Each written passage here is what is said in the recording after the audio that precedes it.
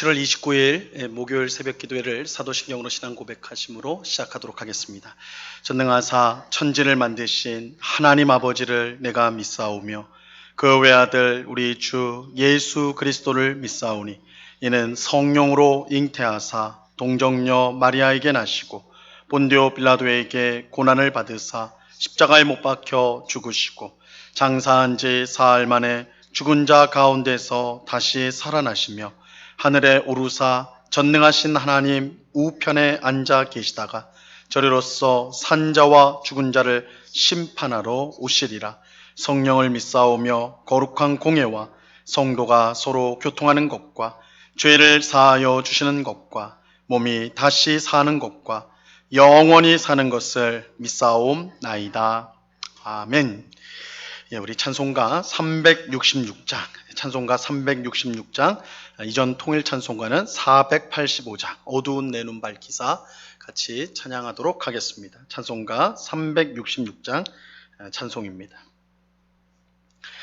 찬송가 366장을 찬양합니다. 어두운 내 눈 밝히사 진리를 보게 하소서. 진리의 열쇠 내게 주사 참빛을 찾게 하소서. 기쁘신 뜻을 알고자 엎드려 기다리오니 내 눈을 뜨게 하소서. 성령이여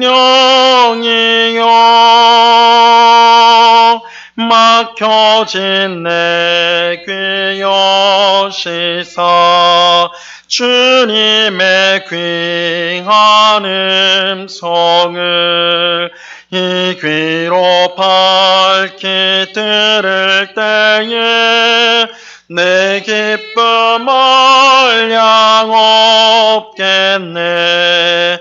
기쁘신 뜻을 알고자 엎드려 기다리오니 내 귀를 열어 주소서. 성령이여 봉해진 내 입 여시사 복음을 널리 전하고 차가운 내 맘 녹여 주사 사랑을 하게 하소서. 기쁘신 뜻을 알고자 엎드려 기다리오니 내 입을 열어 주소서. 성령이여.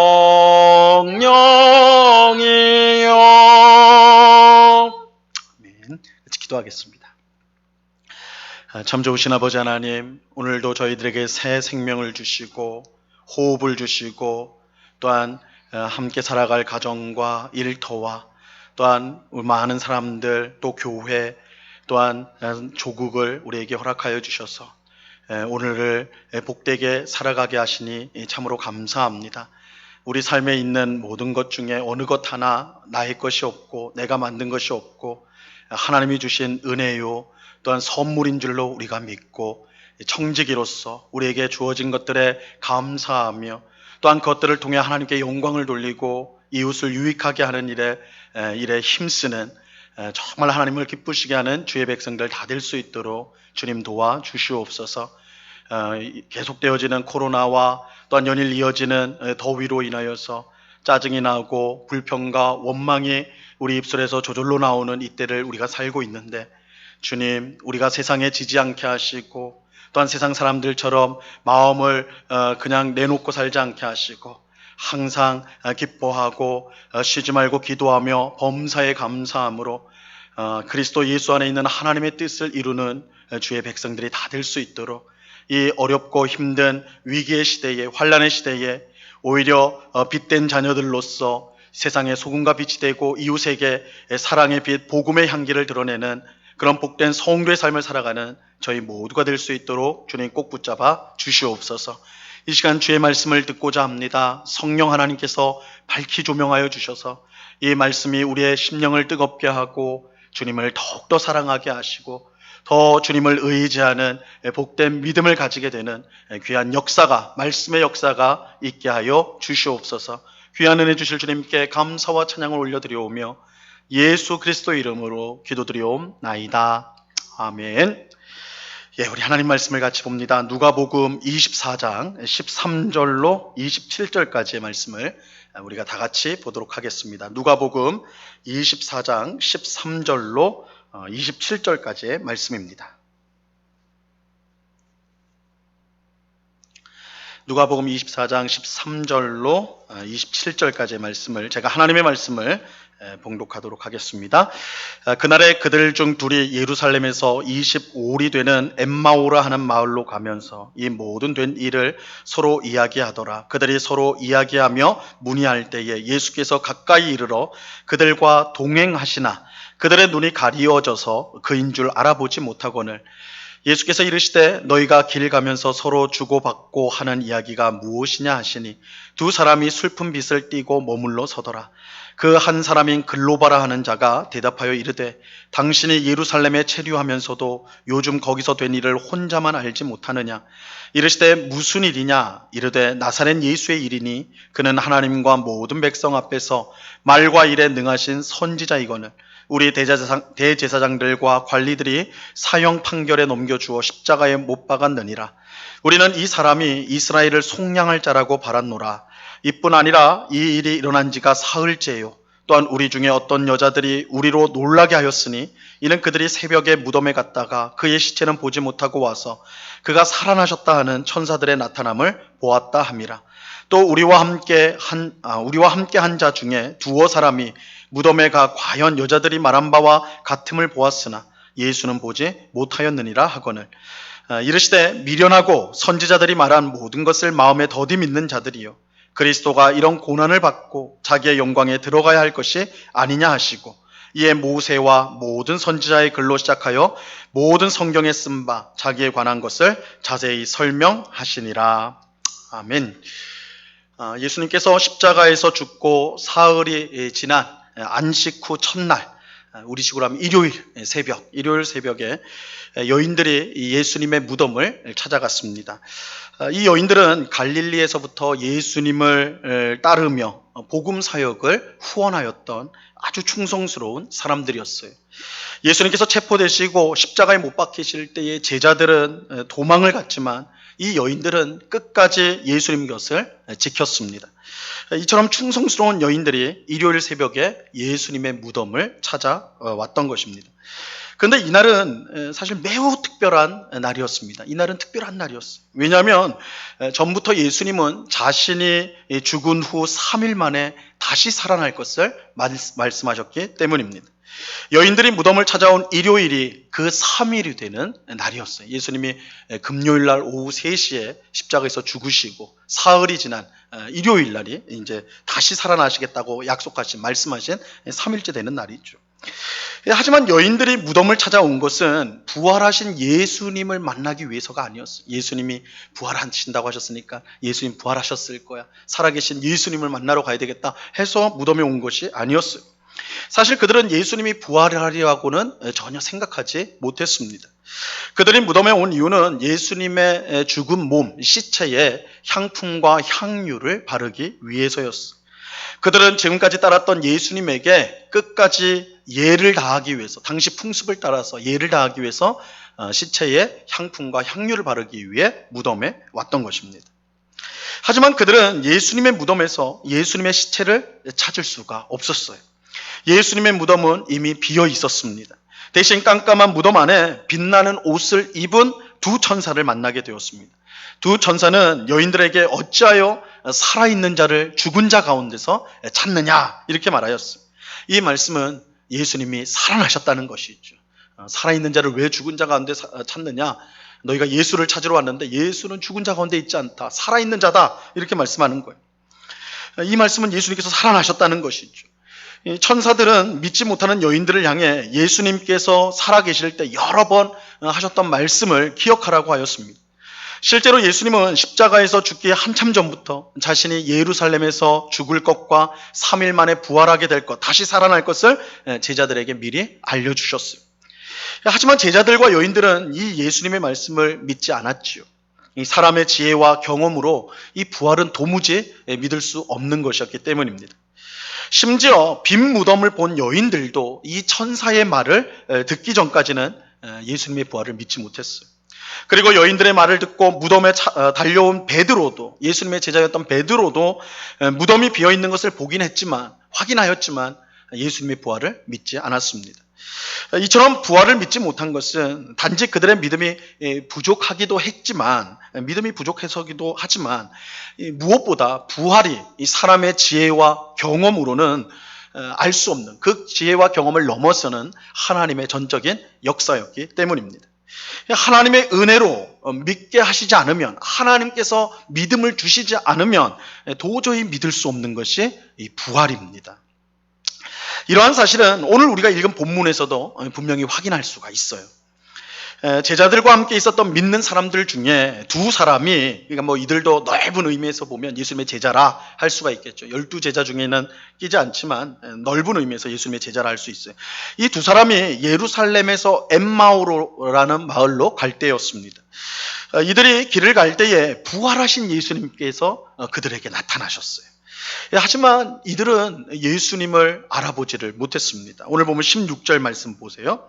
그들의 눈이 가리워져서 그인 줄 알아보지 못하거늘. 자, 우리는 이 말씀을 이제 주목할 필요가 있는데요. 왜 두 사람은 부활하신 예수님을 보았음에도, 예수님이 직접 자신들을 찾아와서 함께 동행하는데도 불구하고 예수님을 알아보지 못했을까?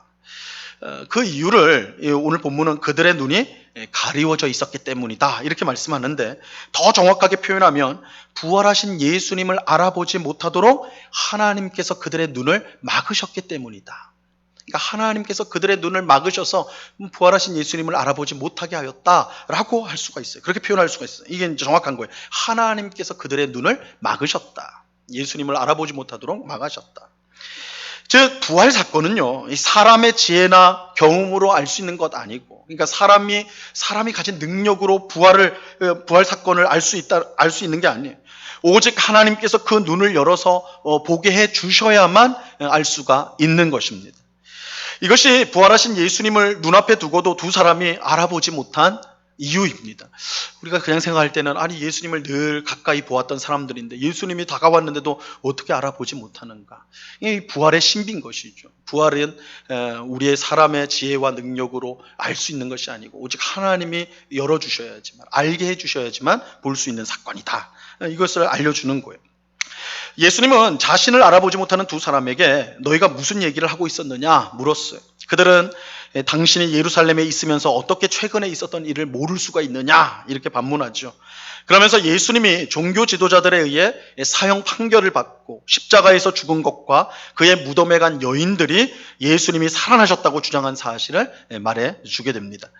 이 말을 들은 예수님은 두 사람의 믿음 없음을 책망하면서 그리스도가 고난을 받고 영광을 받는 것이 마땅하다는 것을 성경 말씀을 통해 알려주셨어요. 가르쳐주셨어요. 자, 오늘 본문 25절로 27절까지의 말씀을 보시기 바랍니다. 이르시되 미련하고 선지자들이 말한 모든 것을 마음에 더디 믿는 자들이여, 그리스도가 이런 고난을 받고 자기 영광에 들어가야 할 것이 아니냐 하시고, 이에 모세와 모든 선지자의 글로 시작하여 모든 성경에 쓴 바 자기에 관한 것을 자세히 설명하시니라. 우리가 무엇보다 여기서 이제 주목해야 될 사실은 부활하신 예수님께서 두 사람에게 자신을 알려주시는데, 부활하신 예수님, 이제 본인에 대해서, 본인을 알아보지 못하니까 자신에 대해서 알려주시는데 무엇을 통해 알려주시는가? 성경을 가르쳐주면서 본인을 가르쳐주고 있다는 거예요. 설명해주고 있다는 사실이에요. 예수님께서 자신을 알아보지 못하는 두 사람을 위해서 기도하지 않으셨어요. 너희가 지금 눈이 감겨 있구나, 너희를 위해서 내가 기도하겠다, 기도하지 않으셨어요. 그들에게 특별한 은사를 부어주신 것도 아니었어요. 예수님은 모든 성경에 쓴 바 자기에 관한 것을 자세히 설명해 주셨습니다. 예수님은 성경을 통해 두 제자에게 자신을 알리셨던 것입니다. 여러분, 우리는 어떻게 부활을 믿을 수가 있을까요? 우리는 부활하신 예수님을 어떻게 알고 믿을 수 있을까요? 성경을 통해서 알 수가 있어요. 이것은 당시 제자들과 달리 우리가 예수님을 더 이상 눈으로 볼 수 없기 때문인만은 아니에요. 우리는 이제는 그 당시 제자들은 실제로 예수님 볼 기회가 있었지만 우리는 이제 보지 못한다.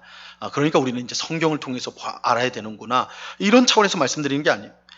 사실 오늘 본문에서도 나오지만 예수님을 실제로 본 제자들도 예수님을 알아보지 못했어요. 예수님은 그런 제자들을 위해 성경을 설명해 주셨어요. 예수님께서 두 사람에게 성경을 설명해 주실 때 그들의 마음이 뜨거워졌습니다. 우리가 다음 시간에 볼 말씀인데 24장 32절 말씀에 보면 이렇게 말씀해요. 그들이 서로 말하되 길에서 우리에게 말씀하시고 우리에게 성경을 풀어 주실 때에 우리 속에서 마음이 뜨겁지 아니하더냐 하고, 이 마음이 뜨거워졌다라는 것은 단순히 감동을 받았다라는 뜻이 아니에요. 성령께서 말씀을 통해 그들 심령 가운데 역사해 주셨다는 거예요. 예수님께서 말씀을 가르쳐 자세히 설명을 해 주실 때 성령 하나님께서 그 두 제자의 마음속에 역사해 주셨어요. 그래서 심령이 뜨거워졌다, 그런 거예요. 사람의 지혜와 경험으로 알 수 없는 부활을 우리는 어떻게 알고 믿을 수가 있을까요? 예수님께서 두 사람에게 하셨듯이 성령님이 성경 말씀을 통해 역사할 때예요. 성령님이 역사할 때에 도무지 믿기지 않는 예수님의 부활이 믿어지고 그 부활로 인해 우리가 구원을 받고 우리 또한 부활하게 되어 하나님 나라에 들어갈 것을 믿게 되는 것입니다. 우리는 이러한 사실을 예수님이 승천하신 후 오순절에 있었던 성령 강림 사건을 통해 분명히 알 수가 있어요. 예수님의 명령을 따라 제자들이 한 마음으로 기도하고 있을 때 예수님 하늘로 올라가시면서 제자들에게 너희가 하늘로부터 능력을 힘입을 때까지 기도하라 하셨는데, 성령을 받을 때까지 기도하라고 하신 거죠. 그 명령을 따라서 제자들이 열심히 기도하고 있었어요. 그럴 때 오순절이 이르게 되죠. 오순절이 되었고 그 오순절 날 성령께서 하늘로부터 기도하는 제자들에게 임하셨어요. 제자들은 성령으로 충만해져서 오순절을 맞아 예루살렘에 온 각 나라 사람들에게 그 나라 말로 방언으로서, 그 나라의 방언으로서 하나님의 큰 일을 전파하지요. 이 복음을 전해요. 이때 베드로가 나서서 예수님의 십자가 죽음과 부활의 복음을 전하였습니다. 그자 그 자리에 있던 수많은 사람들이 그 복음을 듣고 예수님을 믿게 되었어요. 그들이 예수님을 믿을 수 있었던 것은 부활하신 예수님을 그들이 보았기 때문이 아니에요. 그들은 단지 말씀을 들었을 뿐이에요. 하지만 성령님께서 베드로가 전하는 말씀을 통해 역사하실 때 이 수천 명이 넘는 사람이 회개하고 예수님을 믿는 역사가 일어나게 된 것입니다. 그들이 어떻게 부활하신 예수님을 믿을 수가 있을까요? 이건 다른 것으로 설명할 수가 없어요.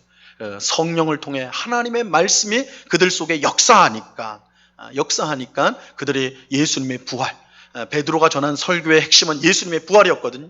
예수님의 부활을 믿을 수가 있었던 거예요. 오늘도 성령님은 성경을 통해 우리에게 부활을 믿게 하시고 그 풍성한 의미를 깨닫게 하세요.